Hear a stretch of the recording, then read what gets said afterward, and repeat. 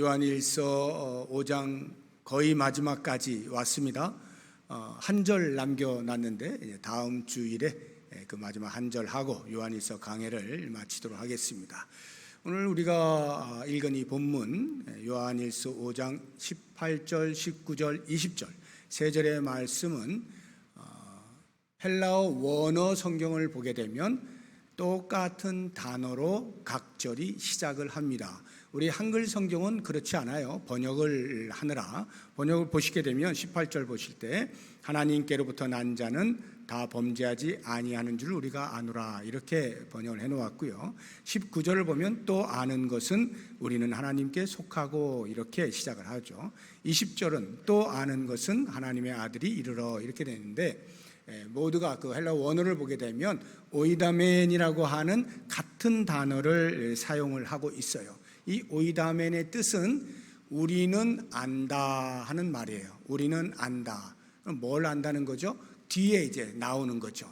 우리는 안다 무엇을, 우리는 안다 무엇을, 우리는 안다 무엇을 이렇게 이제 나오는 구절이에요.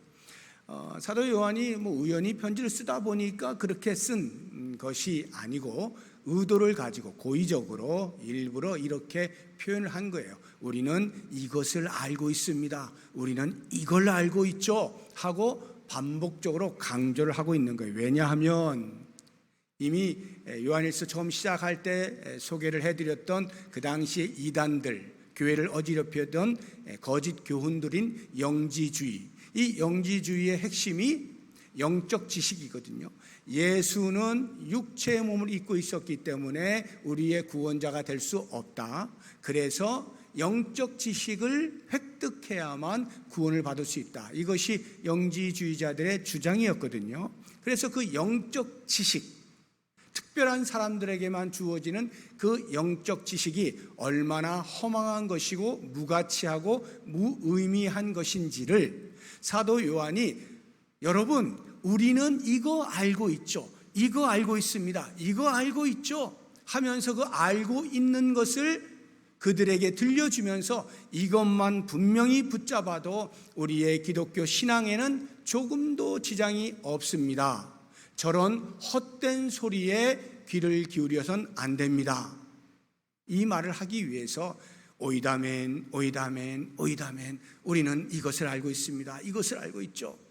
그리고 좀 더 강조한다면 그래서 우리는 이것을 반드시 알고 있어야 됩니다. 이것을 확신 가운데 붙잡아야 됩니다. 이렇게 권면을 하고 있는 거예요. 그러면 과연 우리가 아는 것이 무엇인지, 여러분도 신앙생활을 오래 하셨으면 제가 지금부터 드리는 말씀, 사도 요한이 그 당시 공동체에게 건넸던 우리가 아는 그것 다 아시는 거예요. 그 아시는 것 제가 다시 한번 말씀을 드릴 때 귀를 기울여서 그렇구나, 이건 내가 알고 있는 거구나, 그렇구나 하고 마음에 다시 한번 새기는 기회가 되면 좋겠어요. 첫 번째, 세 가지를 말씀드릴 텐데 첫 번째는 죄로부터의 승리입니다. 죄로부터의 승리. 그러니까 그리스도인은 범죄하지 않는다는 것이에요. 18절 보십시오. 하나님께로부터 난 자는, 거듭난 자, 하나님의 자녀, 우리들이죠. 성도들은 다 범죄하지 아니하는 줄을 우리가 아노라. 이 말씀을 읽으실 때 여러분은 어떻습니까? 자기를 대입을 해서 이렇게 읽어보면 나는 다 범죄하지 아니한 줄 안다. 나는 죄를 짓지 않는다. 말 되나요? 경험상 안 되죠. 이미 나는 어제도 죄를 지었고 방금 전에도 죄를 지었고 끊임없이 죄를 지으면서 사는 존재인데 나는 죄 짓지 않는다? 이건 말하기가 어렵습니다. 그런데요, 이 말씀의 근거에서 완전 성화론이라고 하는 교리를 주장하는 일부 사람들이 있어요. 완전 성화론이란 예수 그리스도를 믿어 예수님께서 십자가에서 모든 죄를 다 사하셨기 때문에 이제 더 이상 우리는 죄인이 아니다. 우리가 하는 모든 행위는 죄와 무관하다. 이게 완전 성화론이에요. 그리스도를 믿는 순간 거룩해진다 이 말이죠. 그런데 실제 우리 삶은 그렇지 않잖아요. 근데 그들은 그렇게 주장하면서 그들이 죄 짓는 모든 행위에 대하여서 이건 죄가 아니다 이렇게 이야기하거나, 또는 죄라 할지라도 그것이 나에게 아무런 영향을 미치지 못한다 이렇게 주장하면서 자기들 마음대로 그냥 사는 거예요. 성경은 절대로 그렇게 이야기하지 않습니다. 우리가 예수를 믿는 순간에 바로 거룩해지지 않아요. 신분이 바뀌는 것뿐이지 거룩한 삶은 끊임없는 노력이 필요해요. 계속해서 그렇게 살아내야 되는 것입니다. 그러면 지금 사도 요한이 이렇게 이야기하고 있는 이것은 무슨 뜻일까? 하나님께로부터 난 자마다 다 범죄하지 않은 줄 우리가 안다? 과연 이게 무슨 말일까? 두 가지 의미가 있어요. 협의적으로 해석을 하면 이것은 예수는 그리스도이시다 라는 이 고백을 부인할 수 있는 죄를 짓지 않는다는 말이에요. 예수가 그리스도이십니다를 부인하는 죄를 짓지 않습니다. 성도는 말이죠. 왜요? 성도라는 말 자체가 예수는 그리스도이심을 고백할 때 얻을 수 있는 이름이잖아요. 그러니까 성도가 예수가 그리스도이심을 부인하는 죄를 지을 수는 없는 거예요. 그건 불가능한 이야기입니다. 좀 광의적으로 보자면, 일반 죄로 이렇게 넓혀서 이해를 하자면, 죄를 짓지 않는다라고 하는 말은 순간순간 일어나는 조그만 죄조차도 지을 수 없다는 뜻이 아니라, 지난주에 우리가 본 것처럼 죄를 짓지 않을 수 있는 상태이지만 그 이야기는 죄를 지을 수 있는 가능성도 여전히 남아 있다는 것. 그래서 여기 죄를 짓지 않는다는 말은 죄에 오랫동안 머물러 있지 않는다는 말입니다. 성도는 죄의 자리에 오랫동안 머물러 있지 않습니다. 왜? 신앙 양심이 계속 찌르거든요. 죄를 짓게 되면 그것에 대하여 내가 또 죄를 지었구나 하고는 가슴 아파하는 거예요. 그래서 어떤 사람은 신속하게 죄를 회개하는 사람이 있는가 하면 조금 뜸을 들이면서 죄를 회개하는 그런 사람이 있을 수는 있겠지만, 죄를 짓고 죄 가운데 거하고 있는데 아무렇지도 않게 무감각하게 그렇게 버티고 죄의 자리에 앉아 있을 수 있는 성도는 없다는 말이에요. 여러분이 만약에 죄 가운데 계속 있어요. 알고 있는 죄인데도 불구하고 계속 있어요.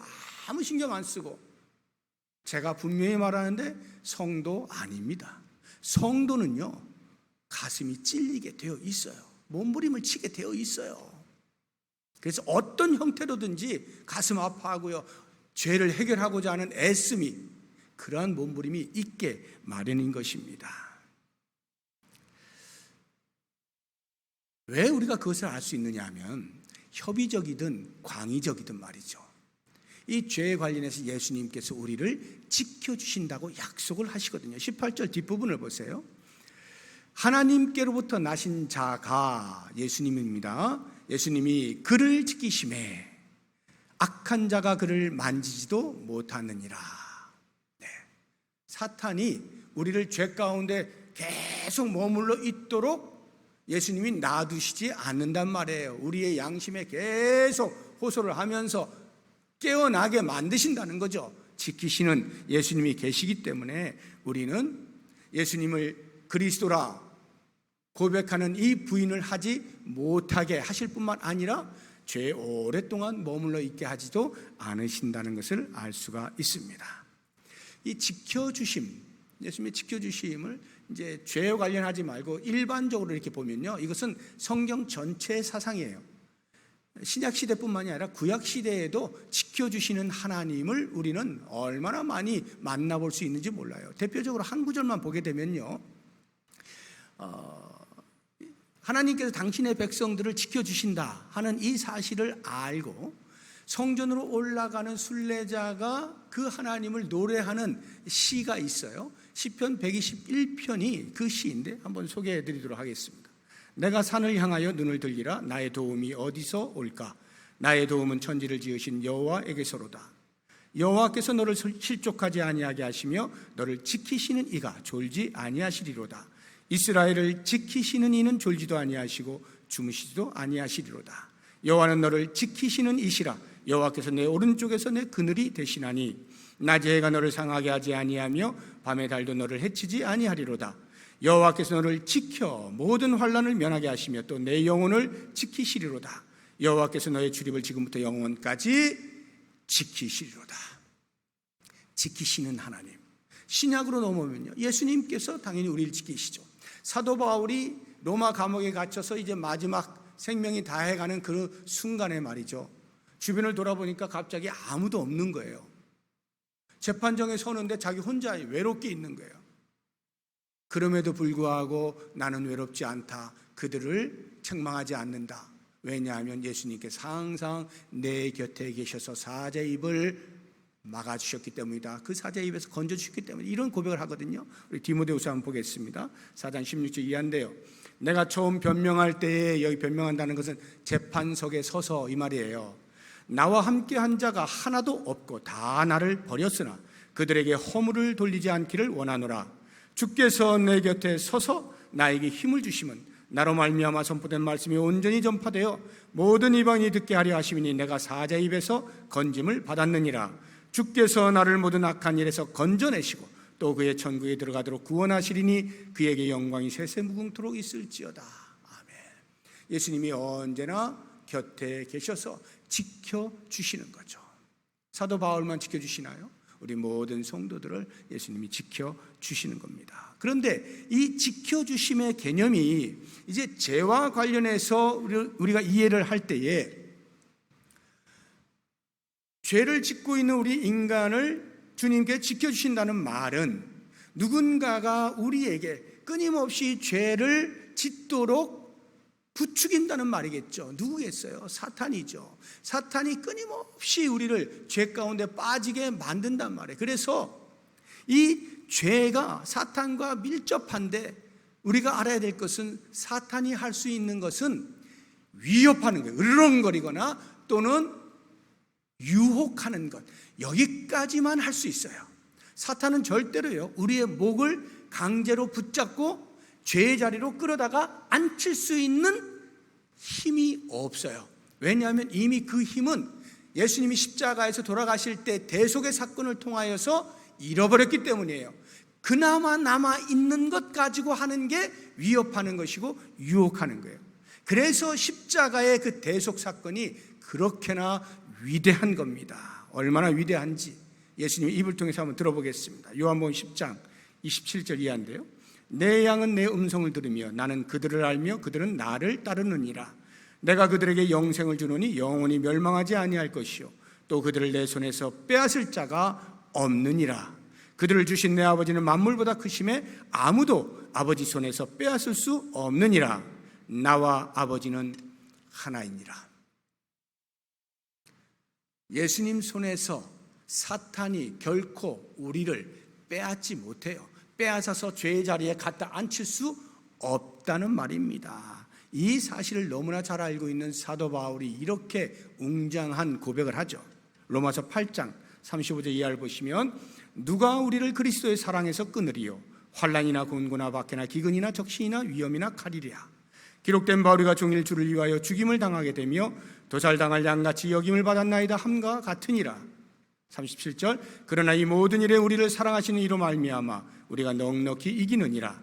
내가 확신하노니 사망이나 생명이나 천사들이나 권세자들이나 현재이나 장래이나 능력이나 높음이나 깊음이나 다른 어떤 피조물이라도 우리를 우리 주 그리스도 예수 안에 있는 하나님의 사랑에서 끊을 수 없느니라. 그리스도를 통하여서 구원받은 성도된 우리, 절대로 사탄이 그 손에서 빼앗아 자기가 원하는 죄의 자리로 우리를 갖다 앉힐 수 없는 거예요. 사탄이 할 수 있는 최고의 무기는 위협하는 것과 유혹하는 것이죠. 그렇게 볼 때 이제 우리는 이 죄로부터의 승리를 안다는 것이 얼마나 중요한지 묵상을 해볼 필요가 있어요. 일단 죄가 참 무섭구나 하는 것부터 먼저 마음 깊이 새겨야 돼요. 죄는 무서운 거예요. 그래서 괜히 죄 따위는 나는 문제없어, 예수님이 다 해결해 주셨어, 그러니 성도로서 당당하게 죄 앞에 나아가서 대처하고 같이 싸울 거야, 이러면 그냥 무너집니다. 죄는 무서운 거예요. 그러니까 어떻게 해야 돼요? 피해야 되는 거예요. 죄는 피하는 거지 같이 막 부대껴 가지고 뭐 이겨보겠다고 할 일이 아닙니다. 죄는 무조건 피하는 거예요. 피하십시오. 그럼에도 불구하고 끊임없이 죄가 쫓아오는 것들이 있어요. 마치 찰거머리처럼 딱 달라붙어 가지고 어떻게 해서든지 그 위협과 유혹을 통해서 넘어지도록 만들고자 하는 찰거머리 같은 그런 죄들이 있거든요. 그런 것들이 올 때는 어떻게 해요? 피해도 안 되는 거 대처해야 되겠죠. 맞서 싸워야 되겠죠. 그때에 주의해야 되는 게 있어요. 맞서 싸웁니다. 싸우다가 보면 질 수가 있어요. 연약한 존재라 질 수가 있어요. 그때 뭐라고 이야기했느냐? 또 졌구나. 또 졌네. 어제도 졌는데 오늘 또 졌네. 이렇게 하면 그 사람은 지는 거예요. 죄 가운데 빠지는 겁니다. 그러면 죄로부터의 승리를 아는 사람은 어떻게 하느냐? 비록 졌다 할지라도, 죄와 맞서 싸울 때 졌다 할지라도 벌떡 일어나는 거예요. 벌떡 일어나서 나는 결코 지지 않아 외칠 수 있어야 돼요. 내가 방금 졌는데 그 진 죄 앞에서요, 나는 결코 지지 않아 외쳐야 됩니다. 왜요? 내가 잘나서, 내가 힘이 있어서, 내가 죄를 이길 만한 능력이 있어서? 아니요.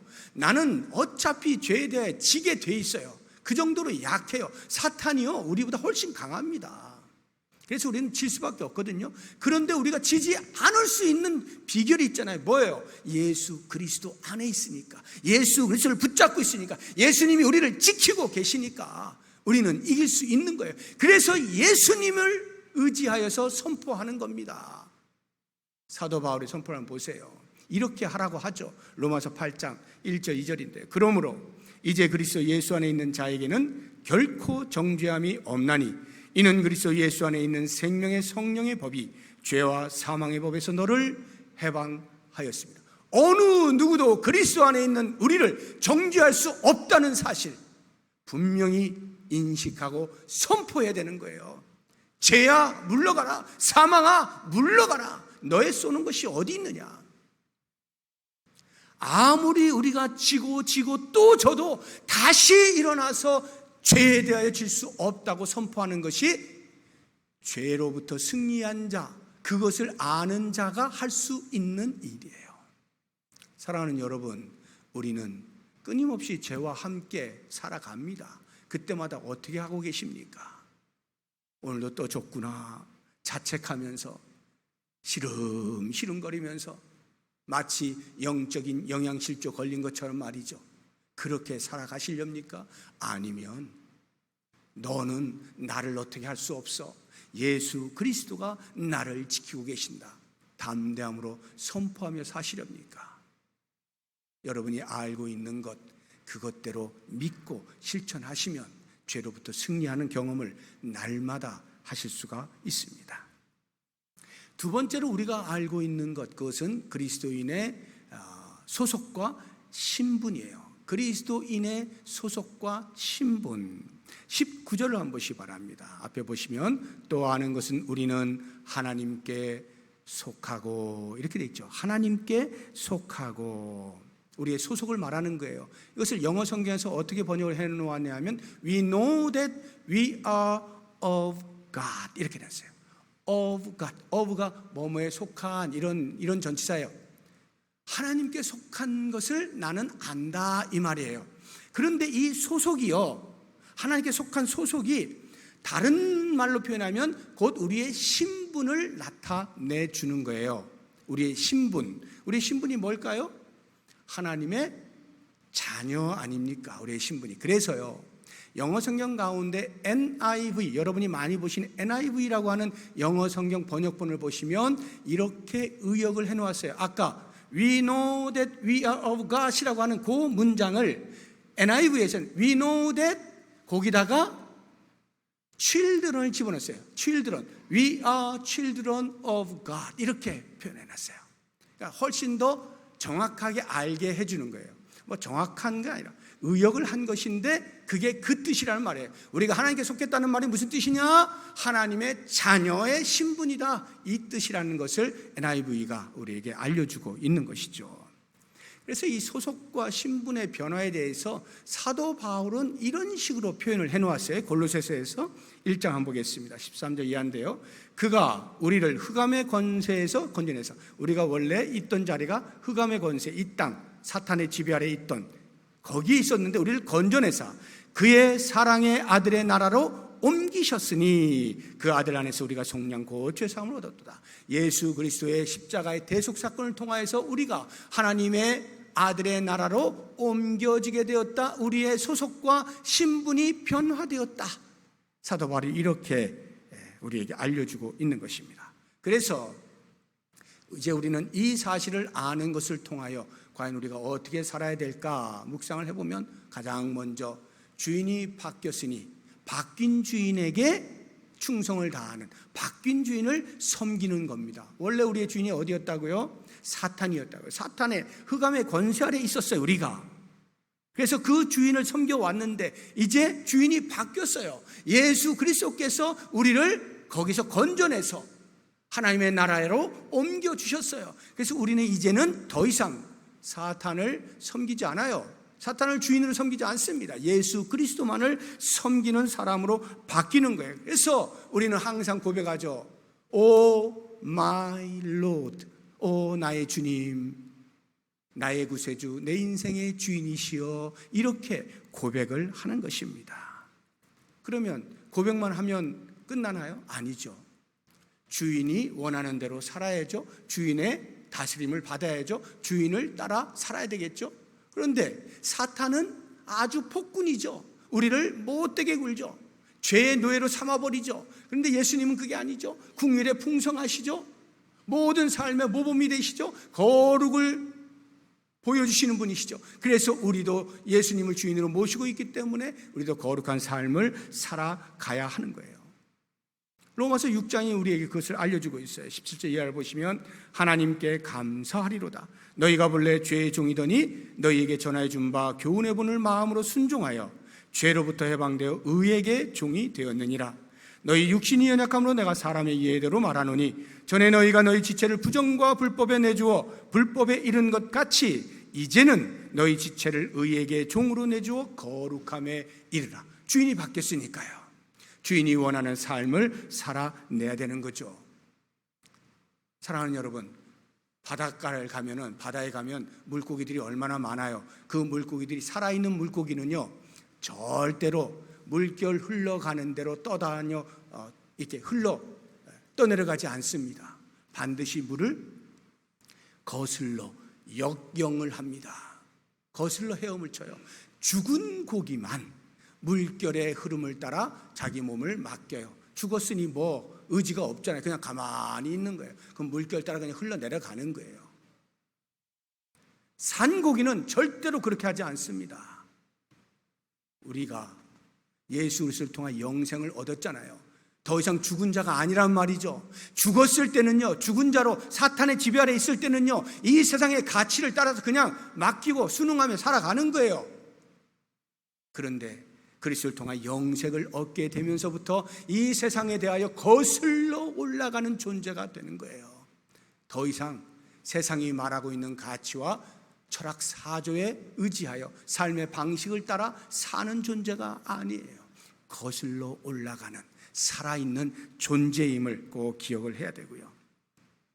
그래서 우리는 더 이상 소속과 신분이 바뀌었기 때문에 이 세상을 부러워하지 않아요. 또는 이 세상에서 사탄이 모든 사람들에게 심어놓은 이것이 정말 좋은 거야 라고 가치 있게 여겨놓은 그런 것들에 대하여 부러워하지 않고 오히려 그런 것들을 거부하죠.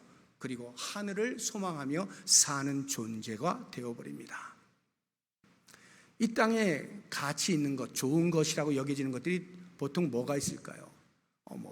돈은 말할 것도 없이 좋죠. 물질 좋죠. 권력 좋죠. 명예 좋죠. 인기 좋죠. 출세 좋죠. 이러저러한 거 좋은 거 많아요. 물론 그런 것들은요 다 하나님께 대하여 반하는 것들 아닙니다. 중립적인 개념이에요. 그런데 사탄이 거기다가 덫을 놓은 거예요. 이게 좋은 거야, 이게 좋은 거야 이렇게 해놓고 사람들에게 그 꿀을 빨게 만들어 놓은 거예요.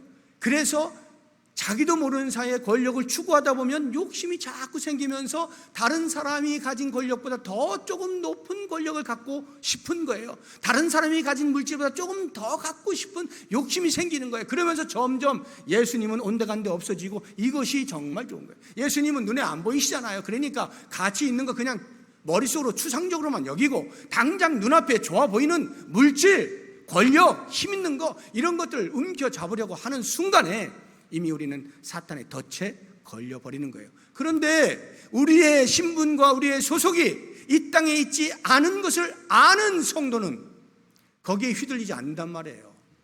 그러한 삶에 휘둘리지 않아요. 더 이상 그러한 것들에 어떻게 하면 하나를 더 가질 수 있을까? 어떻게 하면 더 움켜잡지?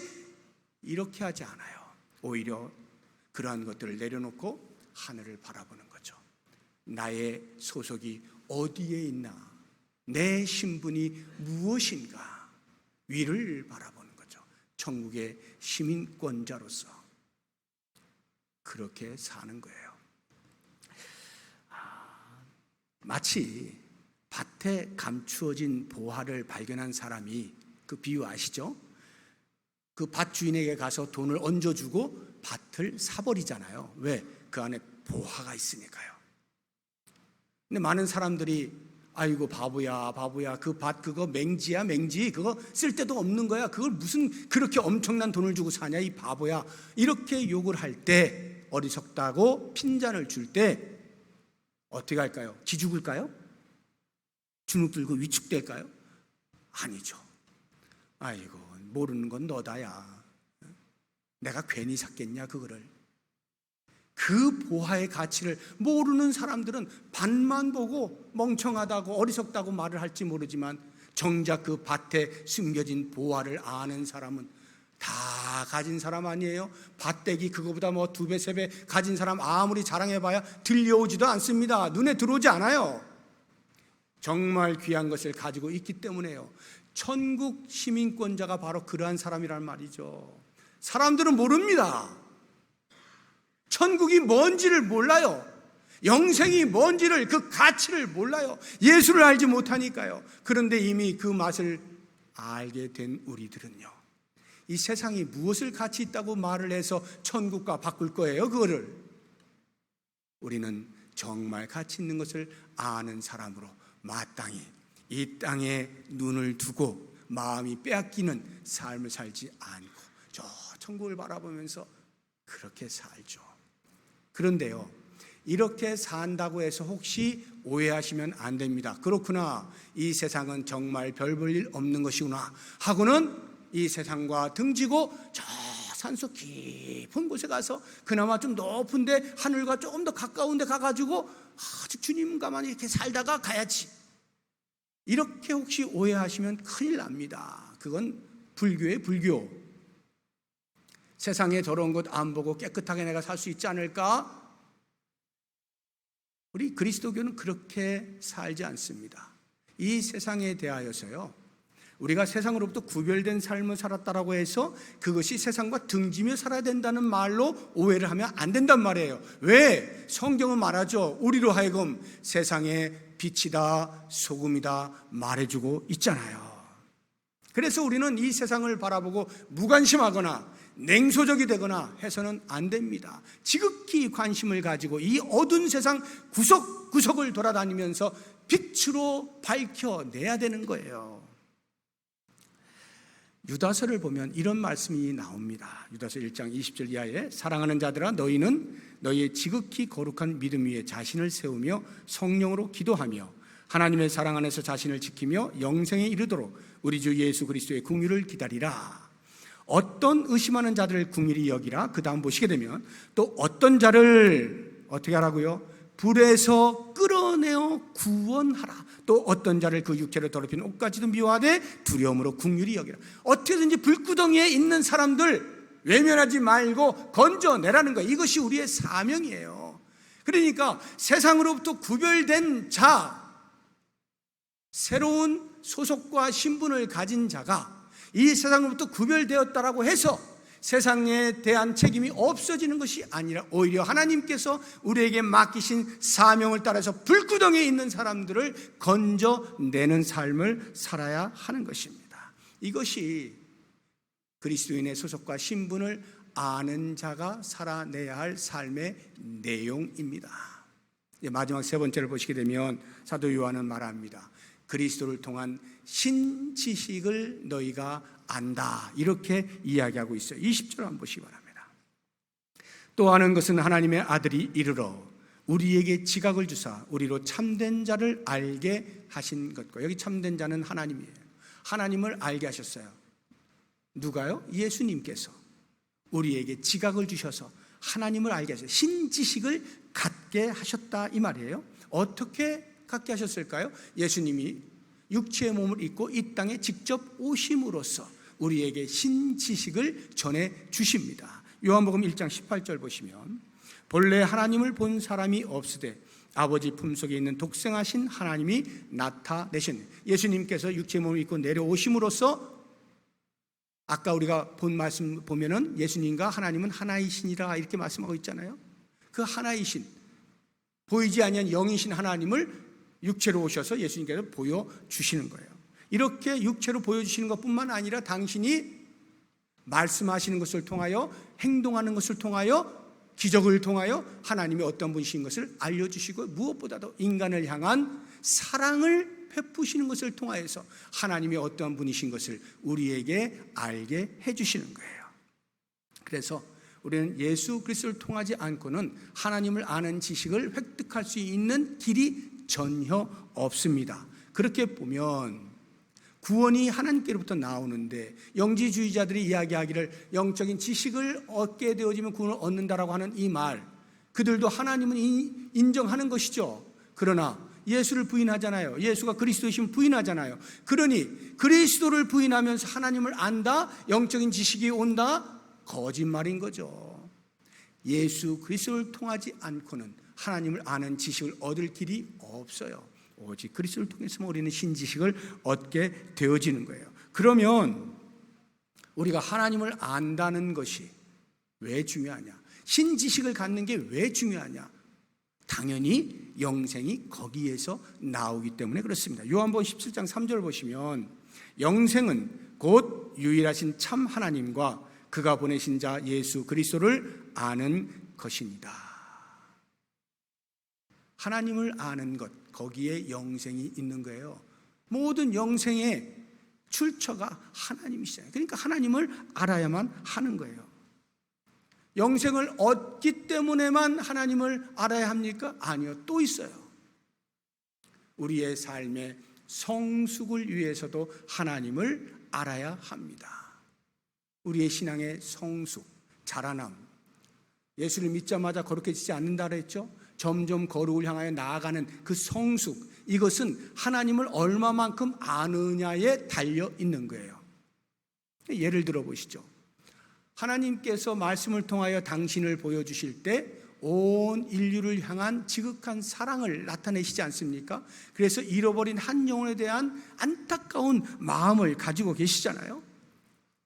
그럼 우리가 하나님을 안다라고 하면 자연스럽게 하나님께서 이렇게 잃어버린 한 영혼에 대하여 긍휼의 마음을, 아주 간절한 마음을 가지고 계시구나 하면서 우리도 모르는 사이에 그 한 영혼에 대한 복음의 전달하고자 하는 열정이 우리 속에서부터 나오게 되는 것이죠.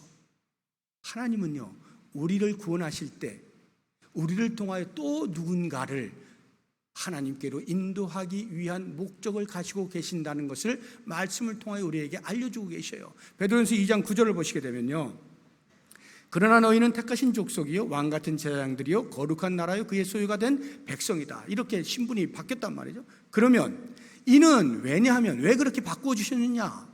너희를 어두운 데서 불러내어 그의 기이한 빛에 들어가게 하신 이의 아름다운 덕, 그것을 다른 사람들에게 선포하게 하려 하심이라. 우리를 구원하신 목적이 또 다른 누군가 잃어버린 백성을 우리를 통하여 찾아내시기 위함이라고 말씀을 하고 있는 거죠. 이렇게 하나님의 마음을 알게 되어질 때 우리가 가만히 있을 수 있나요? 안 되죠. 그러니까 만나는 사람에게 예수님 믿으세요, 예수님 믿으세요 전하게 되는 거예요. 그 하나님의 마음을 알게 되니까. 근데 내가 수십 년을 예수 믿었는데 한 번도 나는 전도해 본 적이 없다 하는 분은 교회는 오래 다니는지 모르지만 하나님이 어떤 분인지를 알고자 하는 노력을 하지 않은 거예요.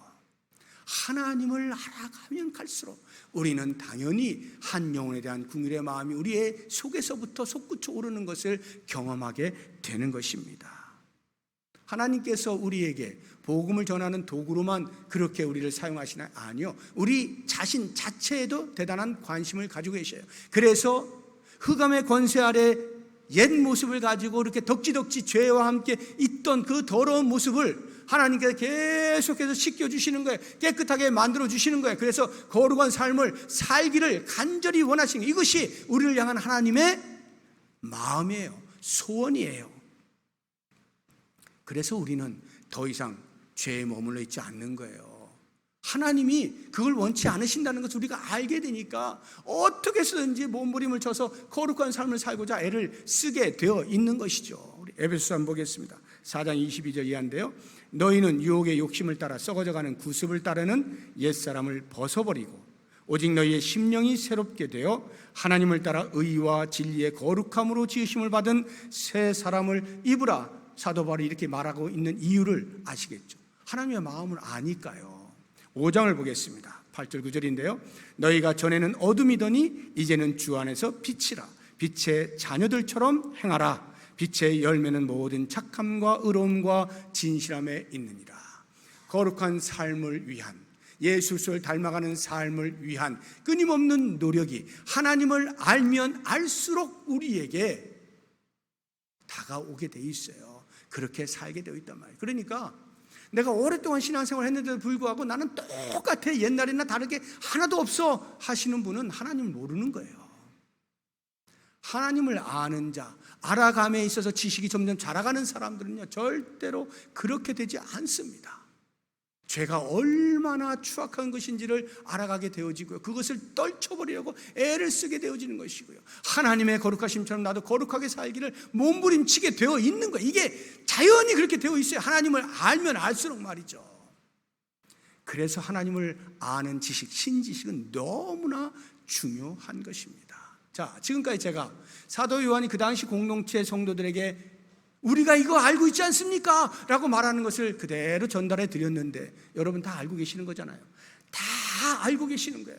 이미 오랫동안 수도 없이 반복하여 들어왔던 말씀이에요. 이 말씀 다시 한번 제가 여러분들에게 전달해 드리면서 이 알고 있는 것 이제 꽉 붙잡고 확신에 거하십시다.